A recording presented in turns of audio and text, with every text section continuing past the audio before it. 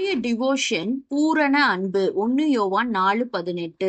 தேவனுடைய அன்பு நமக்கு கிடைச்ச பிறகு நம்மகிட்ட இருக்க பயம் எல்லாம் போயிரும். நம்பிக்கைய நமக்கு தரும். நமக்கு விரோதமாக யாரு செயல்பட்டாலும் அவங்கள குறித்த பயம் நம்மள விட்டு சுத்தமா விலகி போய் தைரியத்தை கொடுக்கும். பயம் தூரமா தள்ளப்படுறனால தேவ அன்பின் காரணமாக எந்தவித பாடுகளையும் சகித்து கொள்ளவும் ஜீவனை கொடுக்கவும் அஞ்சாத ஒரு கேரக்டரை நமக்கு அந்த அன்பு தந்துரும். வியட்நாம்ல கிறிஸ்துவ இரட்சகராக ஏற்றுக்கொண்ட ஆயிரக்கணக்கான ஆதிவாசி மக்கள் இருக்காங்க. கம்யூனிஸ்ட் ஆட்சி அங்க இருக்கனால பயங்கர உபத்திரவத்தை இப்பயும் சந்திச்சிட்டு இருக்காங்க.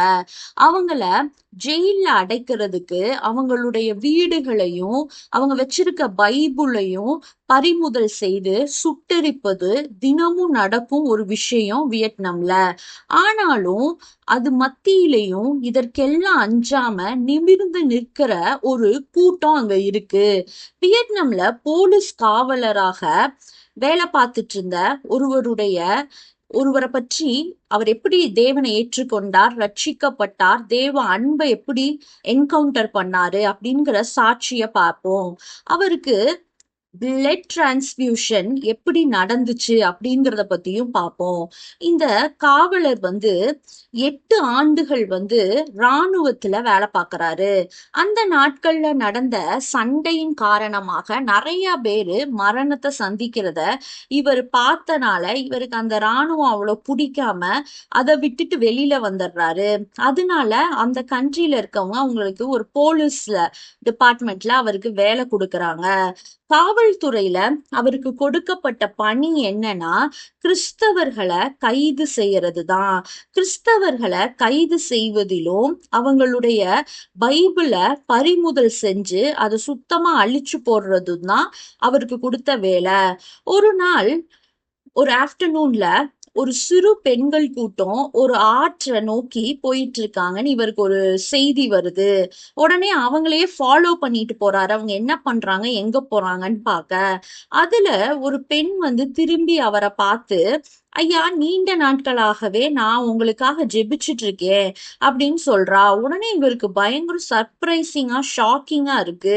உடனே அந்த பொண்ணுட்ட எந்த பதிலும் சொல்லாம இவர் மறுபடியும் அவங்கள ஃபாலோ பண்ணாம போயிடுறாரு. இன்னும் சில நாட்களுக்கு பின்னாடி அந்த பெண்கள் கூட்டத்தை மறுபடியும் ஒரு இடத்துல பார்க்கிறாரு. அதுல இருக்க வேற ஒரு பெண் அவரை கண்ட உடனே ஒரு ஸ்மைல் பண்ணிட்டு அவர் கையில ஒரு பைபிளை கொடுக்கறா. ஐயா, இத வாசியுங்க, உங்க குடும்பத்துக்கு ஆசீர்வாதம் தேவை அப்படிங்கிறது எனக்கு தெரியும்னு சொல்றா. வீட்டுக்கு வந்த பிறகு அதை படிக்க ஆரம்பிக்கிறாரு. அந்த பைபிள்ல ஒரு துண்டு பேப்பர்ல அவ ஒரு அட்ரஸ் எழுதி கொடுத்திருக்கா. உடனே அந்த அட்ரஸ் இருக்க வீட்டுக்கு போறாரு.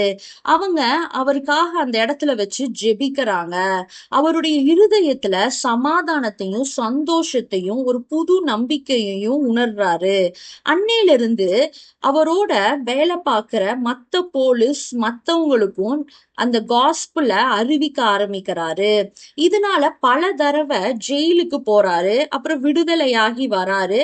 ஆனா ஆண்டவருடைய காஸ்பிள அறிவிக்கிறதுக்கு மட்டும் சுவிசேஷத்தை அவர் நிறுத்தவே இல்லை. அவரை காவல்துறையிலிருந்தே சஸ்பெண்ட் பண்ணிடுறாங்க. அது குறித்தும் அவர் கவலைப்படவே இல்லை.